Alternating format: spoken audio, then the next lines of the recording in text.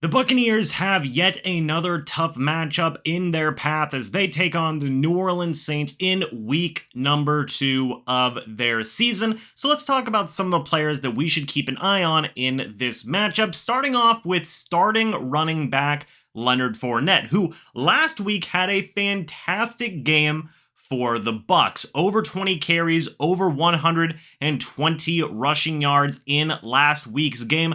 Fournette does figure to be a big part of the offense moving forward, both as a runner and as a receiver as well, and could very well be the key to the Buccaneers potentially beating the New Orleans Saints in this matchup. I actually talked about this in an article over at MrBucsNation.com about how Leonard Fournette could be the X factor in this game. It has been very clear in recent matchups that passing the ball has not necessarily worked for the Buccaneers versus the Saints in the regular season, so maybe it's time to switch things up, maybe rely more on the running game in this upcoming matchup, and if that is the case, Leonard Fournette would be a big reason as to whether or not the Buccaneers would win or lose this upcoming game.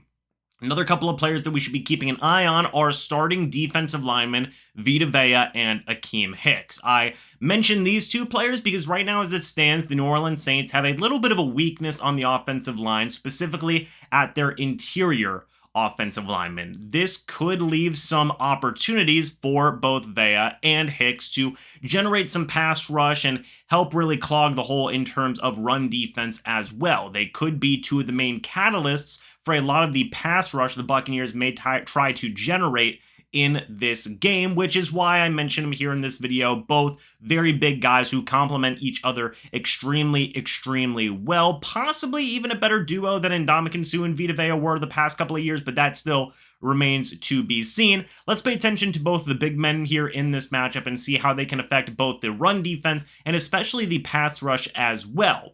Let's switch over to a couple of young players now, the tight end position, K. Dotton and Co. Keefe, who last week were surprise actives over veteran Kyle Rudolph, a player who was mainly expected to be the 1B starter to Cam Brate's 1A, but in week 1, this was not the case. K. Dotton and Co. Keefe both got a decent bit of playing time throughout the week 1 matchup versus the Cowboys, especially Co. Keefe in terms of the offensive game plan, and overall things went well. K. Dotton and Co. Keefe both did some good things on special teams. Co. Keefe especially was a very good blocker in the run game last week. Again, I go back to this point, if the Buccaneers want to rely on their running game again here in week number 2, K. Dotton and Co. Keefe would possibly be heavily relied on, specifically for their blocking purposes more than anything else. So let's pay attention to the two young rookies. They both had some very good debuts in week number 1. Let's see if they can continue that momentum going into week number 2.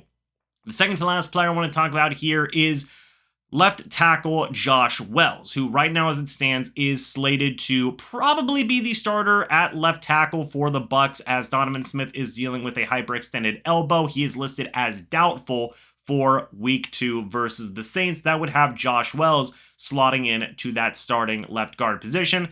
I have talked about Josh Wells so much on this channel. This is his 4th season with the team now, and overall, it has been a very mixed bag. Sometimes Josh Wells can get you through a game and be a semi-reliable veteran. Other times he has had some really bad spots of play. So at the end of the day, I don't really know necessarily what to expect here with Josh Wells and how he will do at the left tackle position. You do have two phenomenal pass rushers in Cam Jordan and Marcus Davenport for the Saints. Going to be a really tough matchup there for Josh Wells. We'll see how he holds up if he does have to end up being the starter in the absence of Donovan Smith. Finally, let's talk about Devin White and Lavonte David, the Buccaneers' star 2 linebackers. Both had very good debuts last week against the Cowboys. Devin White, 8 tackles and 2 sacks. Lavonte David had, I believe, 7 tackles, something along those lines. Also had a pass deflection that was almost an interception as well.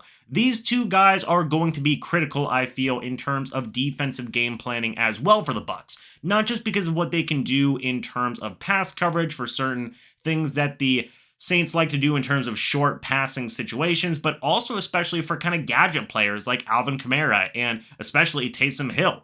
How will the Buccaneers defense be able to combat both those guys? Right now, Alvin Kamara is questionable for the game, but Taysom Hill is also a very dangerous weapon that the Buccaneers can never seem to pin down and hamper his production and efficiency when he does play the Bucs. So we'll have to rely, or the Bucs will have to rely more on Devin White and Lavonte David in this game, probably now more than ever, to really slow down at least Taysom Hill and also possibly Alvin Kamara if he does play in this game. Also can't count out a guy like Mark Ingram, who is a very solid veteran running back who can do some good things both as a runner and as a receiver as well. Also combating the scrambling ability of Jameis Winston is going to be something worth paying attention to. Both those linebackers, that being Lavonte David and Devin White, are going to have a lot of responsibilities in this game, as I'm sure a lot of different things will be thrown their way. But folks, that's it for this video. All the players that I think we should all be keeping an eye on in this matchup versus the Saints for the Tampa Bay Buccaneers. What do you guys think? What are some other players that you are going to be keeping an eye on? Let me know your thoughts and opinions. I would love to hear them. Thank you guys so much for watching this video. Hope y'all enjoyed, and I will see you all in the next video or the next live stream. But until then, and as always, guys, goodbye for now, and go Bucs.